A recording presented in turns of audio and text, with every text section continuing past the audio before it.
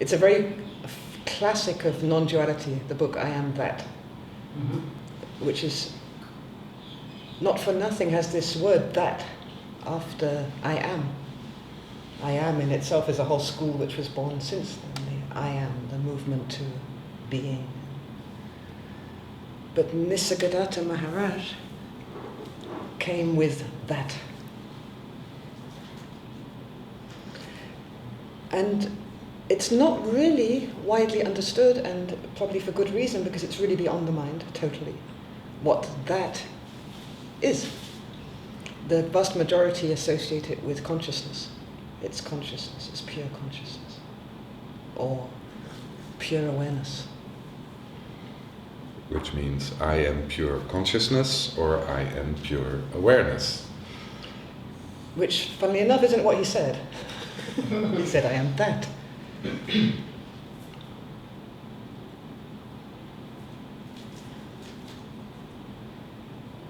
So we leave him aside and we take what we mean by that.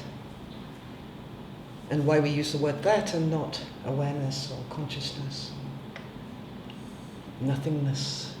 You could also say nothingness. So in all of this kind of spiritual searching, who am I, what am I, where did I come from, what's it all about? Many experiences come forward. We can experience heightened levels of consciousness, freed of the mind, when we are suddenly able to oversee the thoughts and release them and just exist in a kind of here and nowness, in the moment, in the now. The past and the future falls away. We can, especially when we go to workshops and to seminars, experience these collective states of pure awareness. When the atmosphere shifts and there is this shared pool of almost sentience, of feeling of the heart. Like there's one heart and we're all moving through it. But from one perspective, what these experiences, like the experience of pure consciousness, of the now, or the experience of very open-hearted awareness, shared awareness, it's still experience. It's very, very worthwhile experience, but it's still experience. And people talk about it like this. I had an experience of pure awareness. I became aware that I'm aware that I'm aware. I had this experience. Or I'm having this experience. This is separating. In a very subtle way, it's still separating, because it's not what I was having when I was at the pub with my mates. It's not in the mind organized as being also present when I was feeling absolutely depressed and pointless and worthless and had no sense of passion or what I'm doing with my life. It kind of betrays itself as a state, and by a state we mean a perspective, a very, very worthwhile perspective, like the experience of happiness is very, very worthwhile. It's very expensive. But still, it's not the end of the story. It's not like you get there and you stay there and you are always there, except in your mind. You can say, I'm always theoretically pure awareness, but this is a mental thing. It's not actually sustainable in regular life. You know, you bang your foot and you scream with pain, you move your foot away, somebody did it to you deliberately, there's a whole other thing goes on, and you can say within the pure awareness, but you're not actually staying in this state of pure awareness in the immediate responsiveness to life. Or whatever, if you get a neurodegenerative disease and your mind is no longer functioning and you're witnessing it from one perspective, there are very, very proven physical factors like hormones, chemistry, brain chemistry, all the way home to the end of this life, which is affecting our states, which is affecting our experience. So experience itself isn't ultimately the truth of who we are. It's changing. It's dependent on form. It's a result of form. It's an effect of this miraculous human physical form that we have in any one moment. You take a drug, you'll have a different effect. The morning after, you'll have a different effect. We're looking for the thing which is the same. Also in a high, also in a low, also in a totally bored middle. The thing which is never changing. Which is always here. Which isn't in any way looking at itself. It's not saying at any moment, oh, look, here I am. I'm aware that I'm aware, I'm having an experience. It's not got any mirror. But it's still here. What does that mean, it hasn't got any mirror? It means that it's there, it's here when we are in deep sleep. When we're completely gone. No perception, no consciousness, no awareness, no even any dreams anymore, gone. But you're still alive.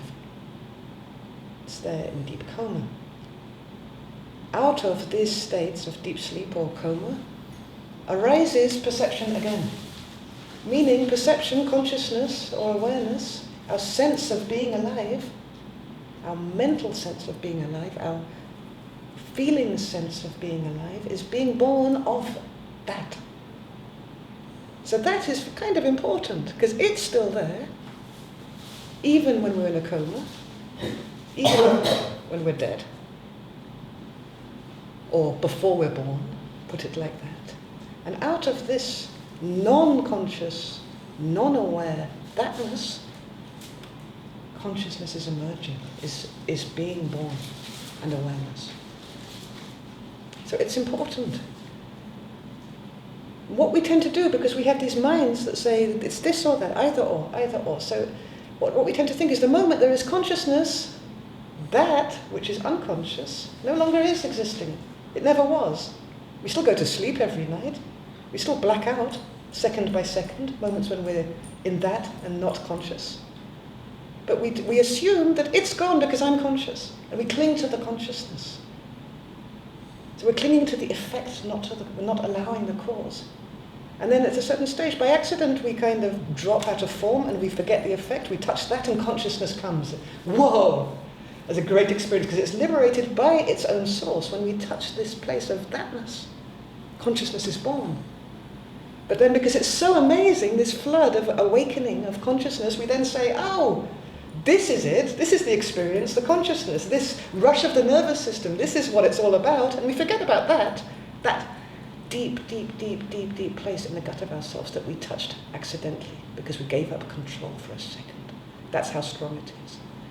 In a microsecond, we touch it, boom, big experience. So the big experience is easy to identify with. The thing we touched before that, the source of it, it's harder to catch because we're deeply programmed to see it as nothing, to throw ourselves away moment by moment.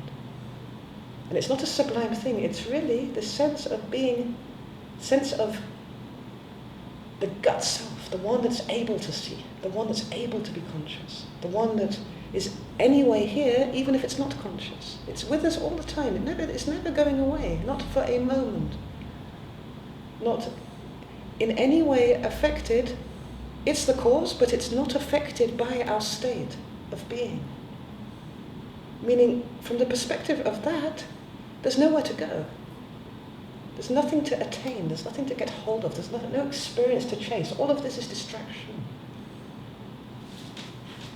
The way is to go back into that place where we are still there. Stuff is happening or not, but it's a continuum, there's no reflection. Just being utterly identical to who we are. No split. And not to get distracted, the more deeply we sink into that, by the drama of experiences that come forward, because it's extremely potent. So often what happens is we touch that non-dual pit or doorway actually at the source of ourselves, and then experience comes forward and then we're lost in it again.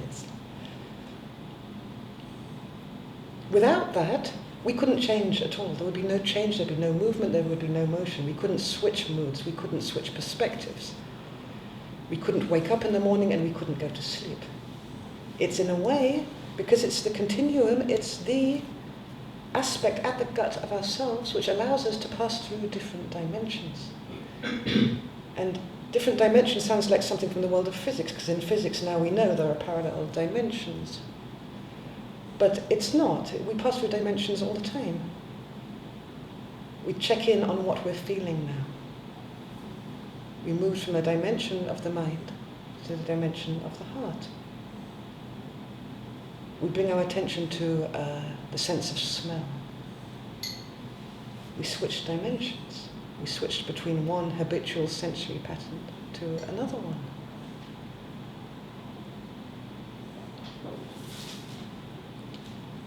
But of course there's much more than that.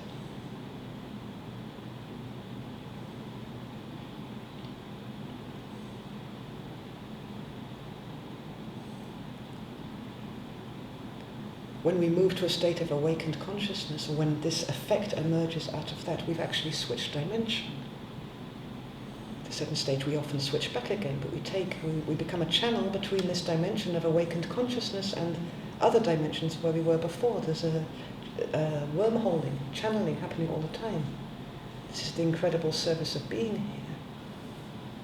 You know, if we have an incredible experience of the depth of our own essence, for example, which can be an effect of that. One of the effects of that, when you really let go of all perception, is that our feeling sense of who we are comes forward.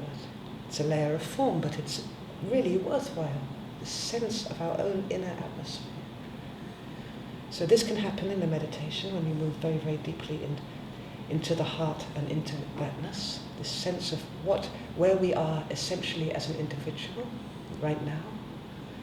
And we can think that this was the big deal in the meditation, but actually the big deal is happening when we go to the kitchen and wash the cups, when we speak to the guy in the market in the grocery store, when we continue interacting, because there's an integration then happening. We're bringing that into all the layers of form that are here.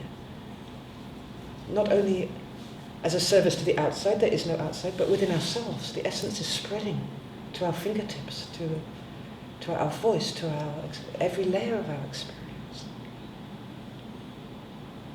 So how to practically move to that without making it like a mystical state, because it's really not. Sorry, It's I don't know where okay. that all came from. So let's move to a meditation connected with that.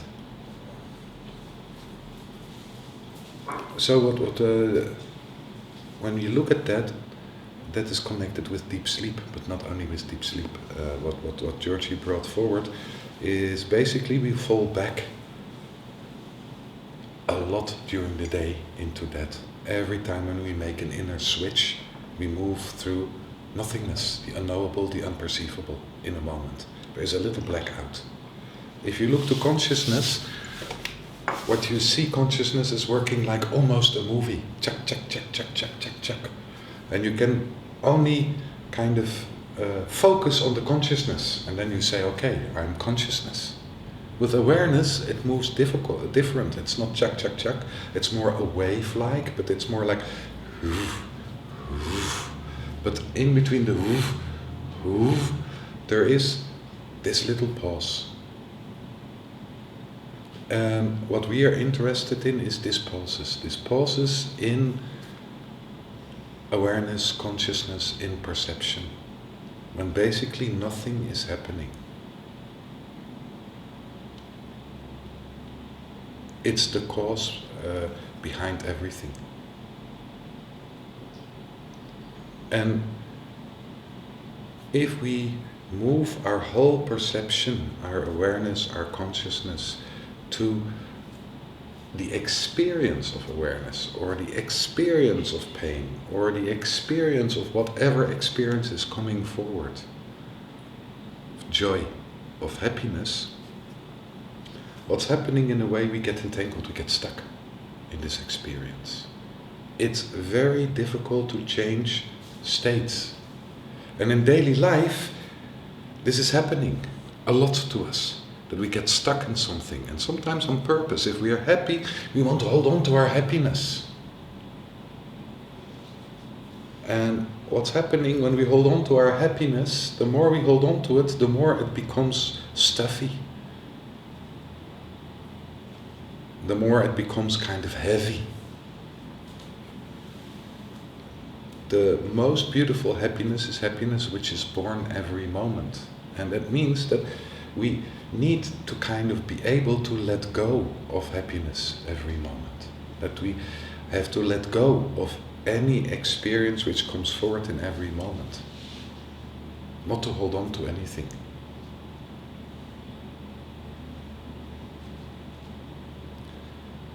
And this is difficult. This is really difficult. This is something, let go. There's so many teachers who bring forward, let go. Let go of your ego. Let go of your emotion. Let go of your mind. Let go of your heart. Let go. Let go of your money, more importantly. Yeah. Well, this I agree with.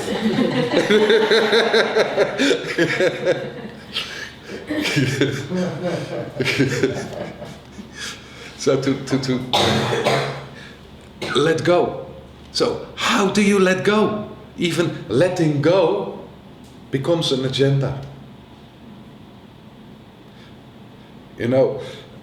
Don't entangle. So you become so disentangled that you don't see the difference between a person in deep depression and a person who's disentangled. You don't feel anything anymore. You don't think, you don't take anything serious. You're not connected. This is from the mind. So the incredible worth of that is that by itself, when you focus on the moments that you make the switch, that things are letting go by itself, to find this basis in yourself, it's not an effort, it's not a mental effort. The beautiful thing is that the moment you move back in that, something new is reborn by itself.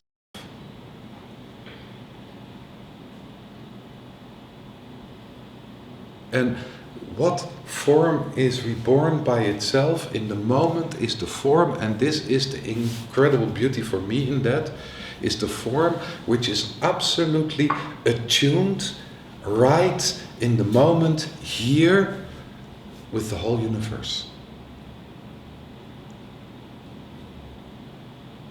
And that sounds very big, but it's the experience that you feel this is absolutely attuned.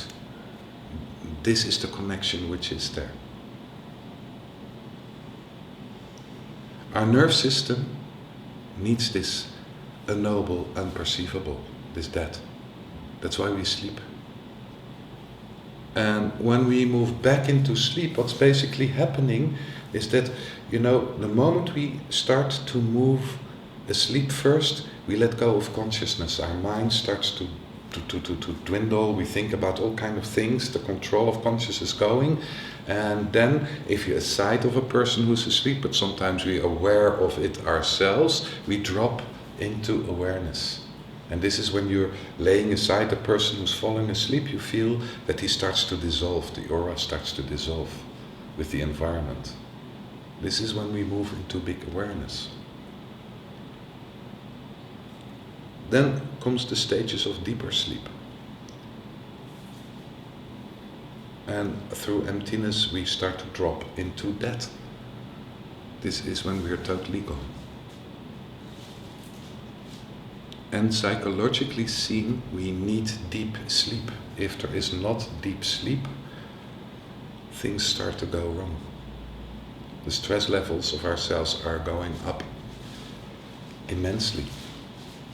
So what you see, people who are missing deep sleep during nights, they have their moments of falling for a longer period back into that in daytime. They call it absences.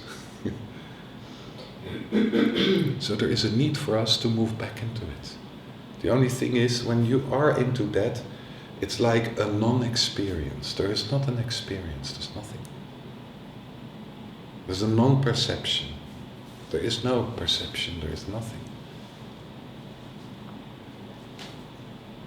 So how do we come to non-experience and to non-perception? beyond what we know, the unknowable.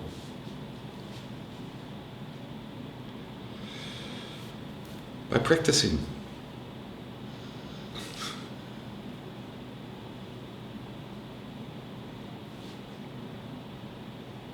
And one of the ways is to look wherever you are perceiving from. If it's awareness or consciousness, is to look, okay, what is right now consciousness? Conscious. What is right now aware? It's often that we find ourselves in a position, we have an experience and we identify ourselves with the experience, but not with what is aware or conscious of the experience. So the first step of the meditation is kind of to look inside what is aware, what is conscious. It doesn't matter if it's awareness or consciousness or perception through emptiness. What is aware?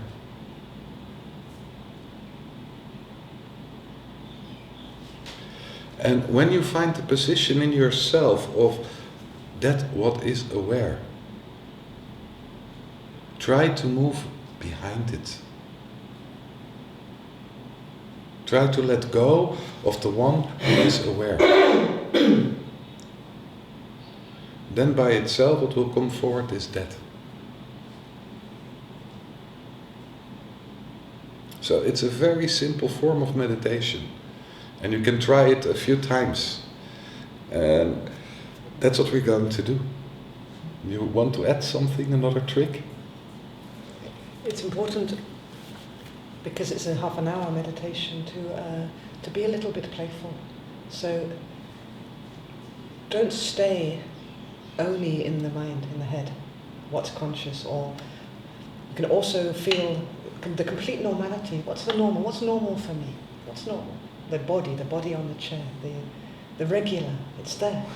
It's almost more in the regular than it, because it's so intimately who we are, than it is in any experience which we could have. Or to move to the layer of feeling. What am I feeling now?